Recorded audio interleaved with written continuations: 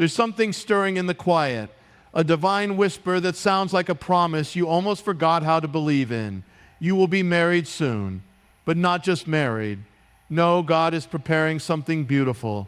And beauty with God never comes rushed. It comes refined. For a while now, you've been asking, waiting, and maybe even crying in silence.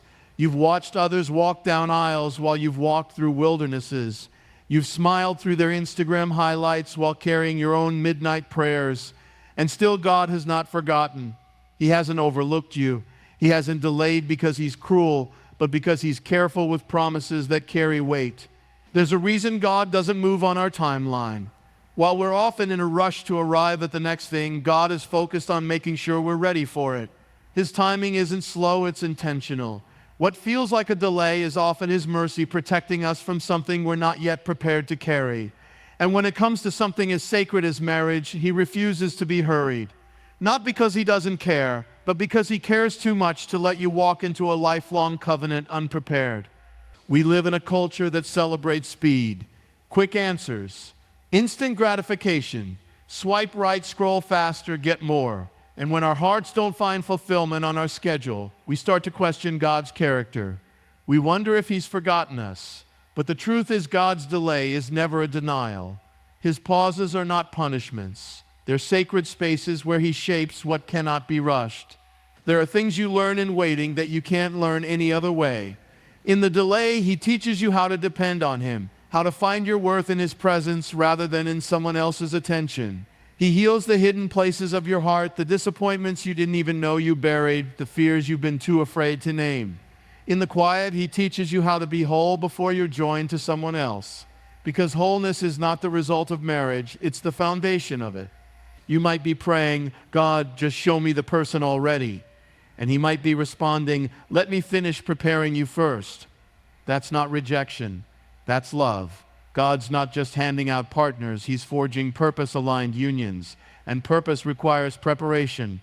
If He's calling you to a love that reflects Christ and the church, He's going to build in you the strength to love like Christ sacrificially, selflessly, fully. That doesn't come through shortcuts. It comes through surrender. You don't want what's fast. You want what's faithful. And that's exactly what God is preparing for you. So when it seems like nothing is happening, when you're still single, while others are celebrating engagements and anniversaries, don't let comparison poison your perspective. Just because someone else got there faster doesn't mean they got something better. Speed doesn't validate blessing. Obedience does. And God is not late. He is never behind schedule. He is operating from a view you can't see yet. You can trust the hands that are writing your story. The same God who placed the stars in the sky and timed the oceans to the moon, He's orchestrating your love story with the same precision. He's not rushing it because He wants it to last. Let the slow pace be your assurance something sacred is being built. Marriage is often treated like a finish line, a goal to chase after, a marker of success or stability. It becomes something to strive for, to prove you've arrived, or to quiet the fears of being alone. But in God's design, marriage is not a reward for waiting long enough or being good enough. It is not a spiritual promotion. It is a calling, a divine assignment that carries both weight and wonder. When you see marriage as a goal, you start to treat it like a box to check. You rush toward it, hoping it will fix the ache in your heart or complete the parts of you that feel unfinished. But marriage was never meant to complete you. It was meant to complement what God is already doing in you. If your identity is not rooted in God before marriage, it won't suddenly become secure after it. If anything, marriage will reveal more of who you really are, not less. That's why God takes His time. He's not trying to dangle marriage like a prize at the end of a race. He's inviting you into something sacred, something that mirrors His love for the church.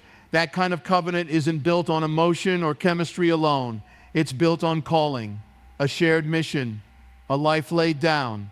Two people who understand that their union is about more than romance. It's about reflecting heaven on earth. Marriage will ask more of you than a goal ever will. It will call you to forgive when it's hard, to serve when you're tired, to speak life when it would be easier to stay silent. And you can't live that kind of love on feelings alone. You need a foundation. You need vision. You need calling. That's why it's dangerous to enter marriage just because you don't want to be alone or because you feel like you're running out of time. You were not created to settle into comfort. You were created to walk in purpose. And the person you marry should be someone who runs with you in that purpose, not just someone who makes you feel less lonely at night. God doesn't want you to get married just to have a wedding day. He wants you to live out a calling that impacts generations. And when you begin to see marriage that way, you stop being anxious about the timing. You stop comparing your story to everyone else's. You start asking deeper questions. Who am I becoming? What is God building in me? Am I prepared to carry the weight of covenant love? Marriage is a calling that requires maturity, humility, and daily surrender. It's not about having a beautiful Instagram post or checking off a cultural milestone. It's about waking up every day and choosing someone even when it's hard, because you know you were called to love them like Jesus. And that kind of marriage, that kind of purpose, it's worth every moment of preparation. There's something sacred about the seasons no one sees. The hidden seasons where nothing seems to be moving, where prayers feel like echoes, where doors stay closed and silence lingers longer than expected, are often the most transformative.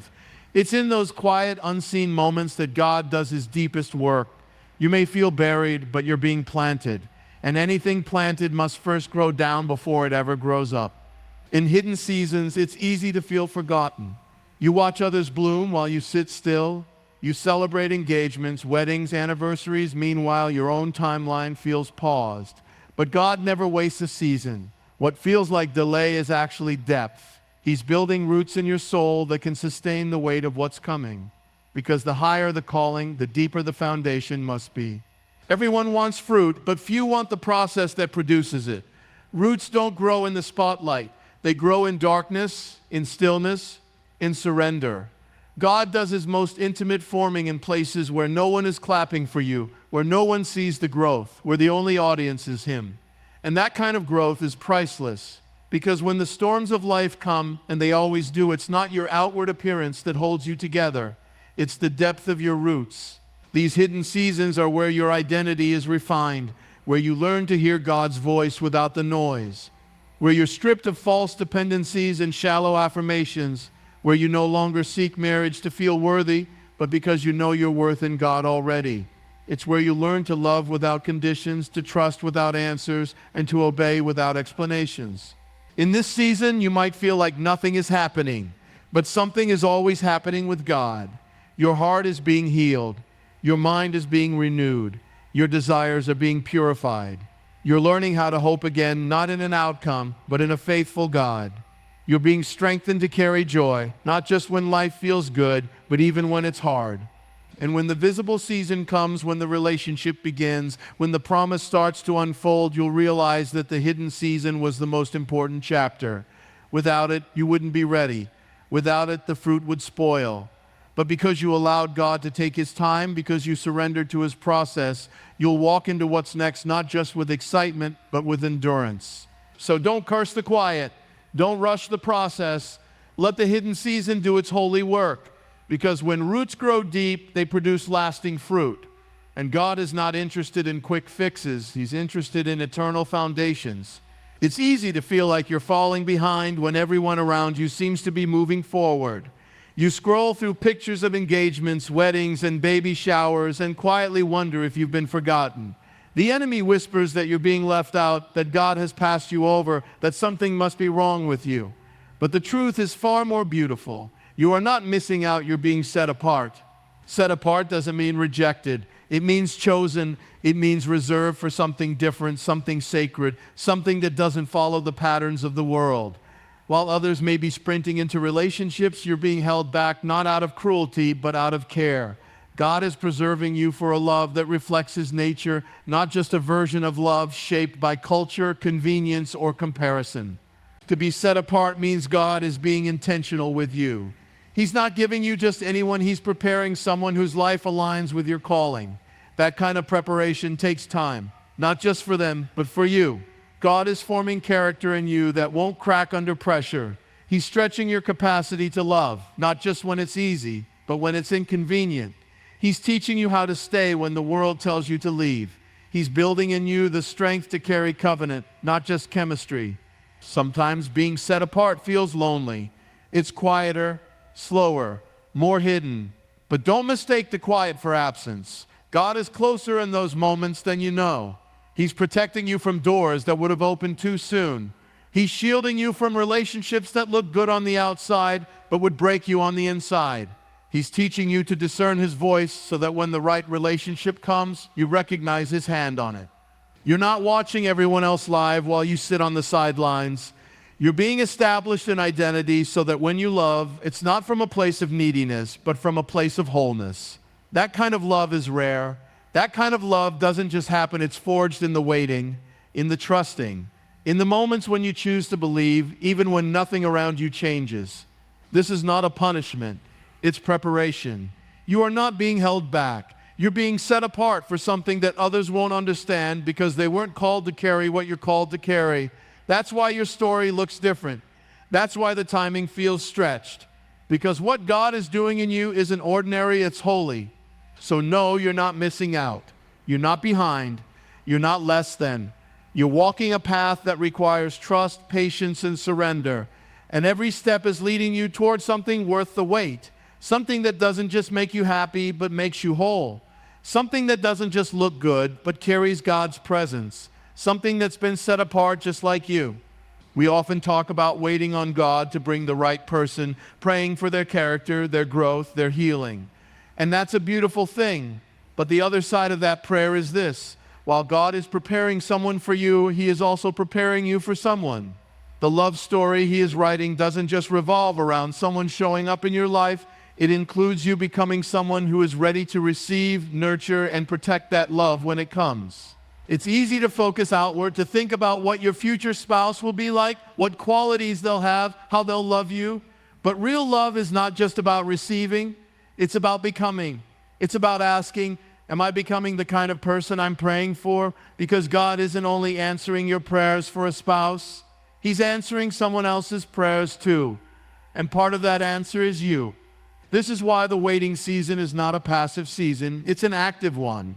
God is working in your heart, addressing wounds you didn't know were there, correcting patterns that don't align with covenant love, and teaching you to love the way He loves, patiently, sacrificially, without fear or conditions. He's building emotional maturity, spiritual depth, and relational health into your foundation, not so that you can earn love, but so you can carry it with honor. You don't drift into healthy relationships. You prepare for them. You pray, you heal, you grow.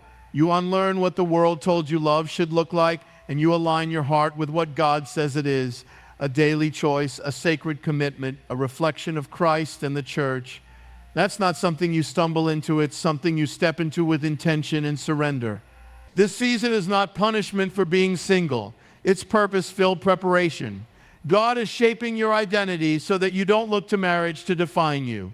He's teaching you wholeness now, so you don't enter a relationship hoping someone else will fix your brokenness. Because two whole people in Christ build a strong union. And that union will not only bless you, it will impact others. Marriage is not just for you, it's for the kingdom. And kingdom things require kingdom preparation. So don't just ask for the right person. Ask God to make you the right person. Ask Him to build in you the patience to love through difficulty, the humility to apologize first, the strength to lead or follow as the season requires. Ask Him to shape you into someone who honors love, not someone who idolizes it. Because when the time comes, and it will come, you'll look back and realize that the waiting wasn't just about finding someone. It was about becoming someone. Someone who doesn't just hope for a godly marriage, but lives in a way that reflects one even before the vows are spoken. So often when we think about God's promise regarding relationships or marriage, we think about a specific person. We imagine the day they'll arrive, how they'll look, how we'll feel, and how the waiting will finally make sense. But the truth is, God's promise was never just about a person. It was always about peace, a deep, settled assurance that no matter where you are in the journey, waiting, dating, engaged, or married, you are held, you are known, and you are secure in Him. If the only thing you're waiting for is a person, you might miss the greater gift God is trying to give you, peace in the process. Because even when the right person comes, life won't suddenly become perfect. Marriage won't erase your insecurities or silence your fears. It won't solve every internal conflict or give you unshakable joy, but God's peace will. His presence will. That's why he teaches us how to walk in peace before we walk with a partner. He doesn't want your joy to be tied to someone else's arrival. He wants your heart to be anchored in him so that your emotional state isn't tossed around by seasons or relationship statuses. That's not indifference, it's maturity. It's the freedom that comes from knowing your value doesn't rise or fall based on who enters or exits your life. God's peace fills the in-between. It's what holds you steady when prayers feel unanswered. It's what reminds you that his timing is good even when it's not fast. It's the calm in your chest when you see someone else receive what you've been waiting for, and you can still celebrate them without questioning your own worth. That kind of peace is a promise worth holding on to, and it doesn't wait for a wedding day to show up. It's available right here, right now. God may absolutely be preparing someone for you, but that's only part of the story. He's also leading you into a life marked by contentment, trust, and rest. Not a life where you give up on desire, but where you're no longer crushed by it. Where you can want marriage without worshiping it. Where you can believe for love without losing yourself in the process. Because peace is not found in the presence of a person, it's found in the presence of God. And when that becomes enough, when your heart is full before anyone ever enters the picture, that's when you're truly ready. Ready to love from a place of overflow, not emptiness. Ready to give without fear of losing. Ready to receive without questioning if you deserve it. So yes, the promise may include a person, but the deeper promise, the more lasting one, is peace. A peace that stays with you whether you're single or married. A peace that surpasses understanding. A peace that tells you you're already complete in him and that whatever comes next will be a beautiful addition, not the missing piece. If you take nothing else from this entire message, let it be this. You are not behind, forgotten, or overlooked. You are being intentionally prepared by a God who sees the full picture. He's not just orchestrating a beautiful love story between you and someone else. He's writing a deeper story between you and himself. Every hidden season, every moment of waiting, every unanswered question is not wasted. It's doing something eternal. This isn't about rushing into marriage as if it's the finish line. It's about becoming the kind of person who can carry the weight and wonder of covenant love.